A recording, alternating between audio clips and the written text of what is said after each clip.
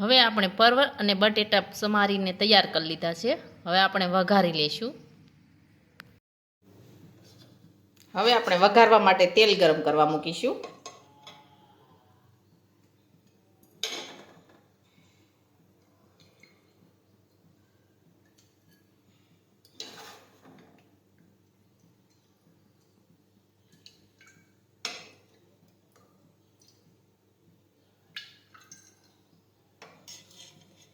હવે આપણે તેલ છે તે ગરમ થવા દઈશું.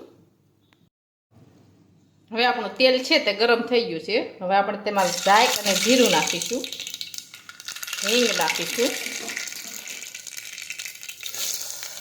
હવે બટેટાનું સમારેલા છે તે પરવર નાખી દઈશું બે.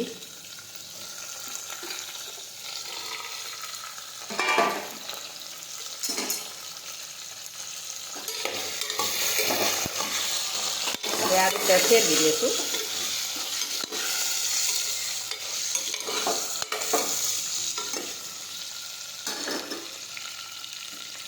હવે આપણે બધા મસાલા છે તે નાખી દઈશું. ચટણી નાખીશું, હળદર નાખીશું,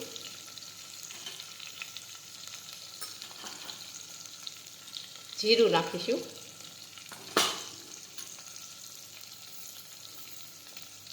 ખાંડ નાખીશું,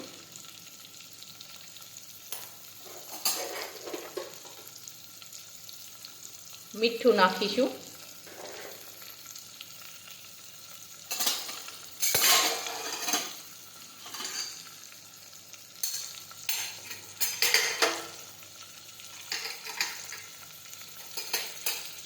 હવે આપણે લીંબુનો રસ નાખીશું થોડો.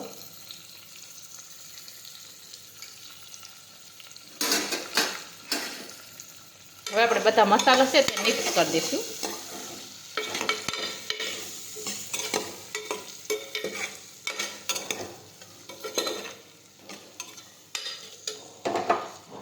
હવે આપણે થોડું પાણી ઉમેરીશું.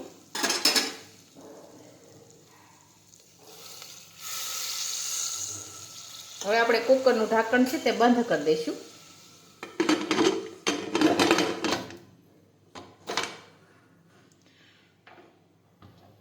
હવે આપણે સડવા દઈશું. હવે આપણું શાક છે તે સડી ગયું છે. હવે આપણે ગેસ છે તે બંધ કરી દઈશું. હવે આપણું શાક છે તે એકદમ સરસ સડી ગયું છે. હવે આપણું પરવર બટેટાનું શાક છે તે એકદમ સરસ બનીને તૈયાર થઈ ગયું છે. અને અમારો આ વિડીયો ગમે તો મારી જેકે કુકિંગ્સ એન્ડ હેન્ડવર્ક ચેનલને લાઇક કરો, શેર કરો અને સબસ્ક્રાઈબ કરો.